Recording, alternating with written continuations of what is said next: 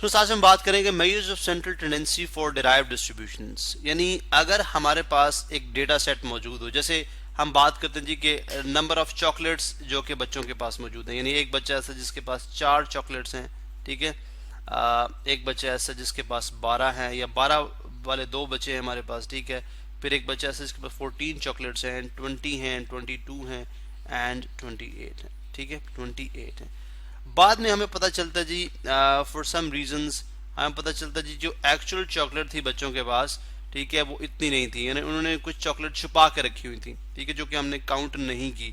यानी वो हमने सिर्फ एक उनकी एक जेब से ही ये देखी, एक जेब में 4, एक जेब में 12 एंड सो ऑन। लेकिन हमने देखा जी कि उनके पास कुछ दूसरी जेब में भी चॉकलेट्स पड़ी थी। हर बच्चे ने अपनी दूसरी जेब में जो है लेट्स सपोज 30 चॉकलेट्स या 30 टॉफीज कह लें, ठीक है, 30 टॉफीज जो वो छुपा रखी थी। तो लिहाजा इसका मतलब है जो एक्चुअल ऑब्जर्वेशन है हमारे पास, ठीक है, यानी अब वो बेसिकली हमारे पास डिराइव्ड डिस्ट्रीब्यूशन ही कहलाएगी। हम this is the distribution of x, this is the distribution of x.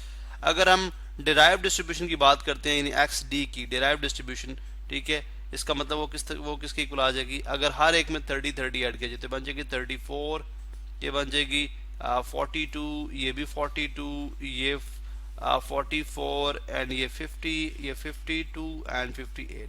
अब this is called derived observation. किस तरह से आई, हमने डिराइव्ड ऑब्जर्वेशन यानी एक्स डी जो है वो किस तरह से आ गई है, एक्स में हमने 30 ऐड किया, बिकॉज 30 टॉफीज या चॉकलेट्स वो थी जो कि हिडन थी, तो एक्चुअली है। अब क्वेश्चन ये है कि अगर हम इस डेटा सेट के लिए सेंट्रल टेंडेंसीज की बात करते हैं, ठीक है, सेंट्रल टेंडेंसीज की बात करते हैं इस डेटा सेट के लिए, मैं यहाँ पे स्पेस क्रिएट कर लेता हूँ ताकि हम जो है वो अलग अलग से इनको स्टडी कर सकें। मैं पहले इसको थोड़ा सा यहाँ पे कॉपी पेस्ट कर देता हूँ इसको। चलें जी, अब यहाँ पे दरअसल हमने इसके लिए सेंट्रल टेंडेंसीज का मतलब है एवरेजेस फाइंड आउट करनी है, मीन, मीडियन एंड मॉड। अब अगर आप सबसे पहले इसके मीडियन की बात करते हैं, which is the mid value, which is the mid value, ठीक है, मिड वैल्यू वो कितनी है, 1 2 3 4 5 6 7 है, तो इसका मतलब फोर्थ जो आइटम होगा वो हमारे पास मीडियन होगा, जो क्या है 14। उसके बाद मॉड क्या है, मोस्ट रिपीटेटिव वैल्यू, वो हमारे पास क्या है 12, तो मॉड इज 12। और उसके बाद थर्ड पे हमारे पास अगर हम इसका मीन फाइंड आउट करते हैं तो मीन जो है इस डेटा सेट का हमारे पास हो जाएगा 16। कैसे आएगा, आप तमाम इन वैल्यूज को ऐड करें, 7 से डिवाइड कर दे तो आपके पास मीन आ जाएगा 16। अब क्वेश्चन ये है कि क्या जब हमने इस गिवन डिस्ट्रीब्यूशन से डिस्ट्रीब्यूशन को डिराइव किया है by adding 30 in every observation, तो क्या उसका मीन, मीडियन, मॉड जो है वो सेम रहेगा या उसके अंदर कोई चेंज आएगा, ठीक है। अब हम इस चीज को अंडरस्टैंड करने के लिए सबसे पहले हम इस ऑब्जर्वेशंस को इंडिविजुअली ट्रीट करते हैं। हम कहते हैं जी फर्ज करें कि हमारे पास ये जो ऑब्जर्वेशंस हैं, ठीक है, इसका what is the median, median यानी मिड वैल्यू क्या होगी इस पूरे डेटा सेट में, तो mid value is 44, middle value 44 हो गई, ठीक है। उसके बाद what is the mod, mod अगर देखें मोस्ट रिपीटेटिव वैल्यू में मॉड इज 42, ठीक है। और अगर आप इसका मीन ले लें, मीन कैसे आएगा, तमाम वैल्यूज को ऐड करें, डिवाइडेड बाय 7 करें तो 46 आपके पास मीन आ जाएगा।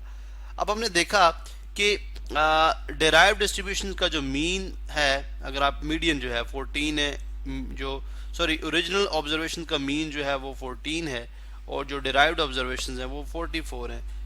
यहाँ पे मोड 412 है, यहाँ पे मोड 42 है, यहाँ पे मोड जो है 16 है, यहाँ पे मीन जो है 46 है, यहाँ पे मीन 16, यहाँ पे मीन 46। तो क्या फर्क हुआ, यानी अगर आप देखें कि हमने हर इंडिविजुअल ऑब्जर्वेशन में 30 ऐड किया, लेकिन अगर आप मीडियन को देखें, जो डिराइव्ड ऑब्जर्वेशन का मीडियन है वो डेफिनेटली इफेक्ट होता है, यानी डिराइव्ड ऑब्जर्वेशन के जो सेंट्रल टेंडेंसीज हैं वो इफेक्ट होती हैं, लेकिन कितने इफेक्ट होती है, उसी फैक्टर से इफेक्ट होंगे जिस फैक्टर से आपने हर इंडिविजुअल ऑब्जर्वेशन को इफेक्ट किया है। यानी इंडिविजुअल ऑब्जर्वेशन हमारे पास स्टार्ट में क्या थी 4, मैंने हर 4 के अंदर 30 ऐड, यानी 4 के अंदर 30 ऐड किया, 12 के अंदर 30 ऐड किया। दैट मीन्स कि अगर मैं मीडियन के अंदर 30 ऐड करूं, जो मेरे पास गिवन मीडियन है, ठीक है, उसके अंदर मैं 30 ऐड कर देता हूं, ठीक है, और इस तरह मॉड के अंदर मैं 30 ऐड कर दूं और यही 30 मैं मीन के अंदर भी ऐड कर दूं, तो आप देख सकते हैं कि ये हमारे पास जो आंसर्स होंगे वो डिराइव्ड ऑब्जर्वेशन के हो जाएंगे। जैसे 14 प्लस 30 44, 12 प्लस 30 40 42, 16 प्लस 30 46। इसका मतलब क्या हुआ, इसका मतलब ये हुआ कि अगर हम गिवन ऑब्जर्वेशंस में से ऑब्जर्वेशन को यानी गिवन ऑब्जर्वेशन से डिराइव्ड करते हैं ऑब्जर्वेशन, डिराइव्ड ऑब्जर्वेशन जो है वो by multiplying with some number हो जाएगा, by adding some number, by subtracting some number, by dividing some number. तो ये डिराइव्ड ऑब्जर्वेशन होंगी। हमने डिराइव्ड ऑब्जर्वेशन के लिए कोई भी सेंट्रल टेंडेंसी फाइंड आउट की है, तो अगर हम यानी हमने ओरिजिनल ऑब्जर्वेशन के लिए जब भी कोई सेंट्रल टेंडेंसी फाइंड आउट करेंगे, चाहे मीडियन, मॉड या मीन, तो डिराइव्ड ऑब्जर्वेशन के लिए बजाय ये कि हम हर एक इंडिविजुअल ऑब्जर्वेशन के अंदर वो इफेक्ट लेके आए, हम सिर्फ उस सेंट्रल टेंडेंसी के अंदर वो इफेक्ट ले आएंगे और हमारे पास वो डिराइव्ड ऑब्जर्वेशन का मीडियन, मॉड या मीन हो जाएगा। हम एक प्रैक्टिकल एग्जांपल है उसको देखते हैं। फॉर एग्जांपल कुछ यूं है कि एक लड़का है जो क्लास के स्टूडेंट्स के मैसेज को मेजर करता है, ठीक है, क्लास के स्टूडेंट को मैसेज को मेजर करता है, और वो मैसेज की जो एवरेज आती है वो क्या आती है, 57.2 किलोग्राम। यानी हम देखते हैं कि हर बच्चा जो है ऑन एवरेज 57.2 किलोग्राम जो है। फॉर एग्जांपल मीन की बात कर लें, ठीक है, मीन मास, मैं यहाँ पे लिख देता हूँ मीन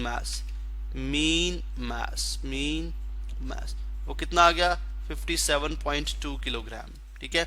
इसका मतलब क्या हुआ कि यानी हर बच्चे का ऑन एवरेज, यानी अगर वन फिगर में बात की जाए तो हर बच्चे का जो मास है वो 57.2 किलोग्राम है। लेकिन लेटर यानी बाद में उसने डिस्कवर किया कि उसको पता चला जी कि जो जिस मशीन से उसने स्टूडेंट के मासेस को मेजर किया था, वो मशीन दरअसल हर बच्चे का मास जो है वो 10% ज्यादा बता रही थी, 10% ज्यादा बता रही थी, ठीक है।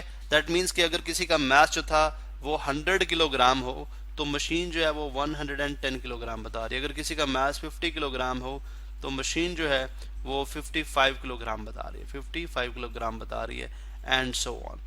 अब इसको हमने देखा जी कि एक्चुअल फिर एवरेज क्या होगी। अब बजाय कि आप हर बच्चे का जो मास है उसके अंदर जो है वो 10% वाला इम्पैक्ट लेके आए, हम क्या करते हैं, हम जस्ट मीन के अंदर ये इम्पैक्ट ले आते हैं, मीन को उतने परसेंट से हम इफेक्ट कराते हैं। यानी हम कह रहे थे कि अगर एक्स जो फर्ज कर लें, अगर एक्स जो है वो एक्चुअल जो है मास था, लेकिन मशीन ने क्या किया, 10% ऑफ एक्स मास जो है वो ज्यादा बताया, ठीक है। तो उस तरह बताने से हमारे पास मीन मास क्या आ गया, 57.2 किलोग्राम, 57.2 किलोग्राम। इसका मतलब है हमने फाइंड आउट करना है एक्स, यानी जो एक्चुअल मास है वो कैसे आएगा, एक्स प्लस 10% का मतलब है 0.1 एक्स, ठीक है, 10 डिवाइडेड बाई 100, 0.1, 57.2 किलोग्राम ये आ जाएगा। ये चूंकि 1x प्लस 0.1 x है तो ये बन जाएगा 1.1 x इक्वल्स 57.2 किलोग्राम। तो x हमारे पास आ जाएगा, अगर हम 57.2 को डिवाइड कर दें, डिवाइडेड बाय 1.1 करें तो कितना आ जाएगा, 52। दैट मीन्स कि एक्चुअल मास फिर क्या हो गया, 52 किलोग्राम। तो ये हमने देख लिया जी कि अगर हम एक्चुअली देखें तो एक्चुअली एवरेज मास यानी मशीन के अंदर जो एरर है उसको कंसिडर करते हुए अगर हम एवरेज मास देखते हैं बच्चों का तो वो क्या आता है, 52 kilogram. This is the average mass, जिसको हम डिराइव्ड मीन ही कहेंगे, लेकिन एक्चुअली ये असल वाला जो बच्चों का एवरेज मास बनता है पर स्टूडेंट, वो यहाँ पे हमने फाइंड आउट कर लिया।